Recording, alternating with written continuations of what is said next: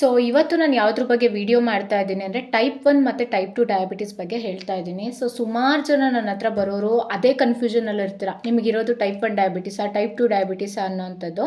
So ನಿಮಗೆ diabetes ಇದೆ ಅಂದರೆ ಅದು ನಿಮಗೆ ಕಾಯಿಲೆ ಅಲ್ಲ, ಸುಮ್ಮನೆ ನೀವು ವರಿ ಆಗ್ತೀರಾ ಅಷ್ಟೇ, ಕಾಯಿಲೆ ಇದೆ ಅಂದ್ಕೊಂಡು. ಬಟ್ ನಿಮ್ಗೆ ಏನು ಅಂತ ಹೇಳಿದ್ರೆ, ನೀವು ತಿನ್ನುವಂಥ ಊಟ ಡೈಜೆಷನ್ ಕರೆಕ್ಟಾಗಿ ಆಗ್ದಲೆ ಇನ್ಸುಲಿನ್ ಸೆಕ್ರೇಷನ್ ಇಲ್ದಿದ್ದಂಗೆ ನಿಮಗೆ ಶುಗರಾಗಿ ಕನ್ವರ್ಟ್ ಆಗ್ತಾ ಇರುತ್ತೆ. ದಟ್ ಈಸ್ ವಾಟ್ ಡಯಾಬಿಟಿಸ್ ಅಂತ ಹೇಳಿದ್ರೆ, ಓಕೆನಾ.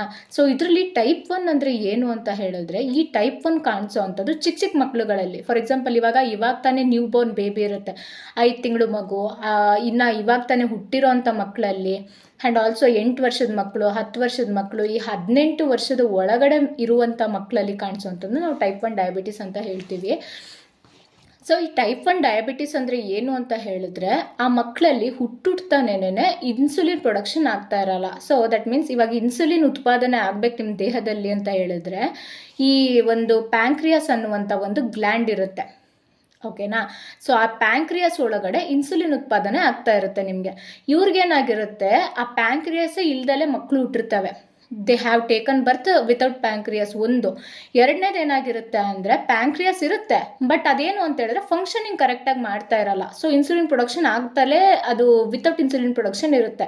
ಸೊ ಅಂಥದ್ದು ಒಂದು, ಓಕೆನಾ. ಸೊ ಈ ಎರಡರಿಂದ ಏನಾಗುತ್ತೆ, ಇನ್ಸುಲಿನ್ನು ಉತ್ಪಾದನೆ ಆಗದೆ ಹೋದಾಗ ಹುಟ್ಟಿರುವಂಥ ಮಕ್ಕಳಲ್ಲಿ, 18 ವರ್ಷದ ಒಳಗಡೆ ಇರುವಂಥ ಮಕ್ಕಳಲ್ಲಿ ಡಾಕ್ಟ್ರು ಏನು ಮಾಡ್ತಾರೆ, ನಿಮಗೆ ಇನ್ಸುಲಿನ್ ಸಜೆಸ್ಟ್ ಮಾಡ್ತಾರೆ.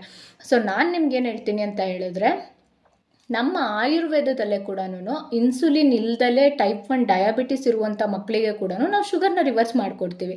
It is not a matter at all. ಅದೇ ನಿಮಗೆ ಹುಟ್ಟಿದಾಗ್ಲಿಂದನೇ ಬಂದಿದ್ರು ಕೂಡ, ಆ್ಯಂಡ್ ಆಲ್ಸೋ 18 ಇಯರ್ಸ್ ಒಳಗಡೆ ಇರೋವಂಥ ಮಕ್ಕಳಿಗೆ ಬಂದಿದ್ರು ಕೂಡ, ಅಬವ್ 18 ಇಯರ್ಸ್ ಇರೋರು ಕೂಡ ನಾವು ಇನ್ಸುಲಿನ್ನ ರಿವರ್ಸ್ ಮಾಡಿಕೊಡ್ತೀವಿ, ಓಕೆನಾ. ಸೊ ಆ್ಯಂಡ್ ಆಲ್ಸೋ ನಿಮಗೆ ಟೈಪ್ 2 ಅಂದರೆ ಏನು ಅಂತ ಹೇಳ್ತೀನಿ ನೋಡಿ. ಸೊ ಟೈಪ್ 2 ಅಲ್ಲಿ ಬಂದು ನಿಮಗೆ ಬ್ಲಡ್ಡು ಮತ್ತು ಯೂರಿನ್ ಶುಗರ್ ಎರಡೂ ಬರ್ಬೋದು, ಓಕೆ.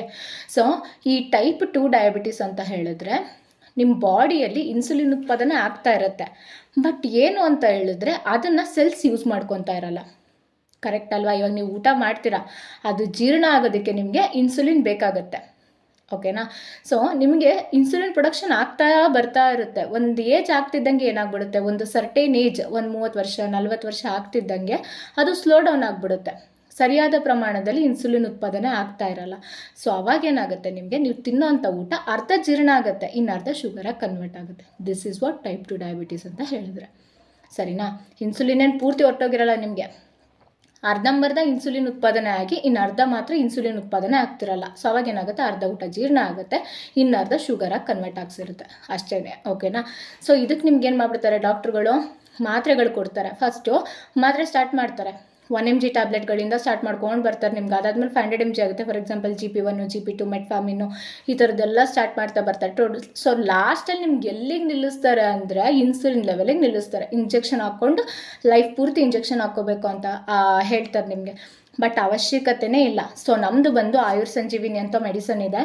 ಸೊ ಸುಮಾರು ಜನಕ್ಕೆ ನಾವು ಶುಗರ್ನ ರಿವರ್ಸ್ ಮಾಡಿಕೊಡ್ತಾ ಇದ್ದೀವಿ ಇದರಲ್ಲಿ, ಓಕೆನಾ. ಸೊ ಯಾವುದೇ ಥರ ಸೈಡ್ ಎಫೆಕ್ಟ್ ಇಲ್ದಂಗೆ ನಿಮಗೆ ಶುಗರ್ ಕೂಡ ರಿವರ್ಸ್ ಆಗುತ್ತೆ.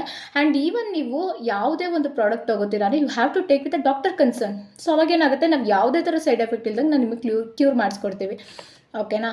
ಸೊ ನಿಮಗೆ ಈ ವಿಡಿಯೋ ಕ್ಲಾರಿಟಿ ಸಿಕ್ಕಿದೆ ಅನ್ಕೊತೀನಿ, ಟೈಪ್ 1 ಮತ್ತು ಟೈಪ್ 2 ಡಯಾಬಿಟಿಸ್ ಅಂದರೆ ಏನು ಅಂತ ಹೇಳಿಬಿಟ್ಟು. ಸೊ ಇದ್ರದ್ದು ಕಾಸಸ್ಸು, ಯಾವುದರಿಂದ ನಿಮಗೆ ಟೈಪ್ 1 ಟೈಪ್ 2 ಡಯಾಬಿಟಿಸ್ ಬರುತ್ತೆ ಅನ್ನೋ ಕಾಸಸ್ ಆಗಿರ್ಬೋದು, ಅದನ್ನು ಹೆಂಗೆ ತಡೆಗಟ್ಟಬೇಕು, ಓಕೆನಾ. ಸೊ ಯಾವ ಥರದ ಊಟದ ರೀತಿ ಅಡಾಪ್ಟ್ ಮಾಡ್ಕೊಬೇಕು, ಇದೆಲ್ಲ ನಾನು ನೆಕ್ಸ್ಟ್ ವೀಡಿಯೋದಲ್ಲಿ ನಾನು ನಿಮಗೆ ಹೇಳ್ಕೊಡ್ತೀನಿ.